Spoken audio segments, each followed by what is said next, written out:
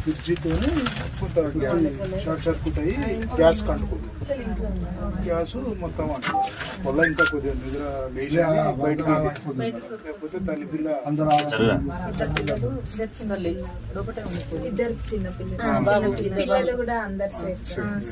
ఇది ఒకటే నష్టం జరిగిన మనుషులు సేఫ్. అప్లై చేసుకున్నారా మరి మనకు మొన్న